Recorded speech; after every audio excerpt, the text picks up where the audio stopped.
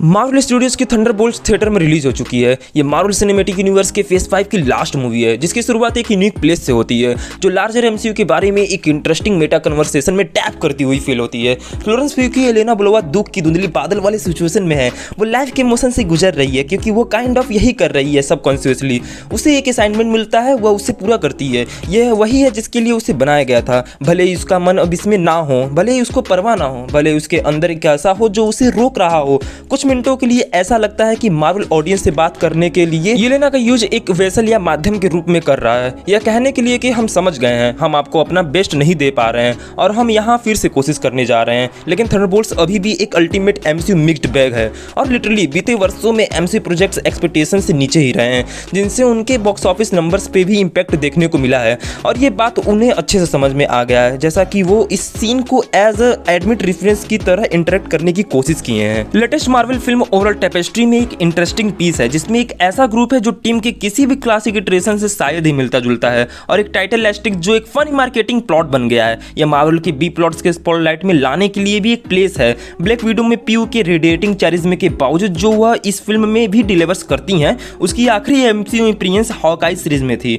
Wait Russell के John walker एके US agent इस feature film में अपनी शुरुआत करता है। इससे पहले the falcon and the winter soldier की सीरीज तक ही सीमित था, जबकि हाना जॉन कामेन के एवा स्टार एके घोस्ट ने 2018 की एंटमैन एंड द वास्प के बाद से एमसीयू में अपीयरेंस नहीं बनाई है। यहाँ तक कि वैलेंटिना एलेग्रा डी फाउंटिंग के रोल में जूलियस लुइस रेफस भी एक रिमाइंडर की तरह आती हैं। ब्लैक पैंथर, वैकेंडा फॉरएवर और हॉकाई दोनों में उनका एक सब प्लॉट था।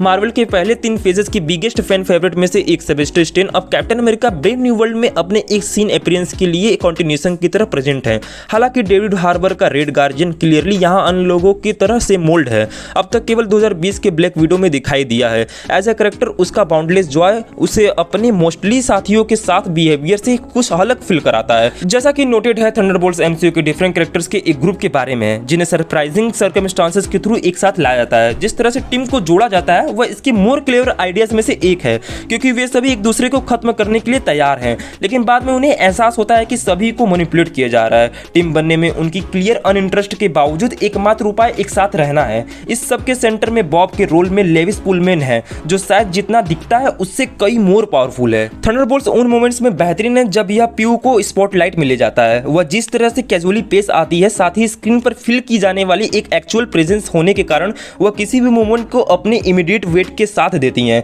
जब भी प्लॉट येलेना से कट होती है तो व्यूअर्स का ध्यान बनाए रखने की फिल्म की एबिलिटी में नोटेबल गिरावट आती है, खासकर तब जब इसका मतलब आमतौर पर यह होता है कि फिल्म वैलेंटिना की ओर बढ़ रही है, जो सबसे बोरिंग और टायर्ड एक्सपोजिशन डंप करती है। काइंड ऑफ ऐसा कुछ जो फिल्म में बार बार होता है, लेकिन सबसे ज्यादा इसके इनिशियल सीक्वेंस में होता है। हालांकि हार्बर के लिए भी यही प्रेस की जा सकती है, जो एक फेनोमेनल वे में पीयू से टकराती है, लेकिन रेड गार्जियन को अलग और फनी भी बनाती है। यहाँ तक कि पुलमैन, जिसे एक कंफ्यूज्ड और मोरस फिगर का रोल निभाने का काम सौंपा गया है, बॉब में एक रियल ग्रेविटी लाता है, जो उसे ग्रैंडर एमसीयू में से एक यूनिक वाइल्ड कार्ड बनाता है। रसेल, जॉन कामेन और स्टेन हालांकि येलेना की ओपनिंग सीन की तरह मोशन से गुजर रहे फील होते हैं। मार्वल के नेक्स्ट बिग क्रॉसओवर इवेंट से पहले बोर्ड पर पीसेस को आगे बढ़ाने के लिए उनकी जरूरत थी, और फिल्म में यह पता लगाने की जरूरत थी कि मोस्ट ऑफ द ऑडियंस के लिए आने और जाने वाले टीवी शोज और सीक्वल के लिंगरिंग सब प्लॉट को कैसे एड्रेस किया जाए।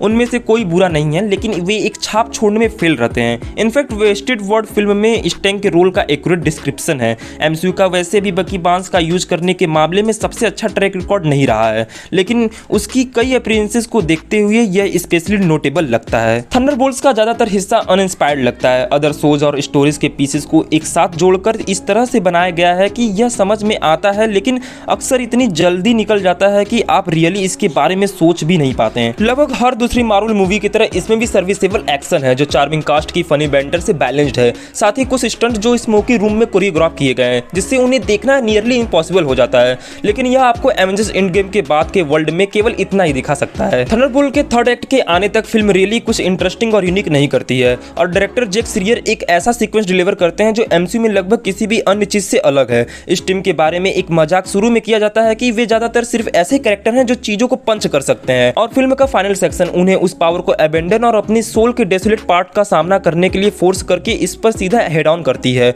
और यह एक ऐसा सीक्वेंस है जो विजुअली अट्रैक्टिव और प्योरली कॉमिक बुक जैसा लगता है, ऐसी चीज जिसे कोई पेज पर पढ़कर सोच सकता है। वे इसे कभी भी किसी फिल्म में नहीं कर सकते, क्योंकि इस फिल्म के ग्रेड से ये रेलेवेंट भी लगता है। डिफॉल्टली ये कैप्टन अमेरिका का सिविल वॉर स्प्लेश मोमेंट से ज़्यादा इंटरेस्टिंग है, जिसमें हीरोज की टीम एक दूसरे पर रन करती है, because it feels like the form we love has come to life, not a drab imitation of its memory. लेकिन जब बात थंडरबोल्ट्स को एक फिल्म के तौर पे देखने की आती है तो यही वो हम्प है। At first it does very little to really keep you engaged. Entertaining actions beats को बॉटल फीडिंग इंफॉर्मेशन के फेवर में खींचती है, जो फिल्म के पेस को स्लो कर देती है। जब तक टीम असेंबल हो जाती है और स्टोरी अपने फाइनल मोमेंट्स के करीब पहुंचती है, तब तक ऐसा लगता है कि यह वही करती रहेगी जिसकी आप उम्मीद करते हैं, जो इसके बिग सरप्राइज वाले थर्ड एक्ट को इतना स्पेशल और एंगेजिंग बनाता है। यदि आप फिल्म के मेजोरिटी पार्ट को बनने वाले कमजोर पार्ट्स को सहन कर सकते हैं तो थंडरबोल्ट्स के एंड में एक रिवार्डिंग कोर है, हालांकि इसके लिए वेट करना ऑलमोस्ट एक्सक्रूसिएटिंग है।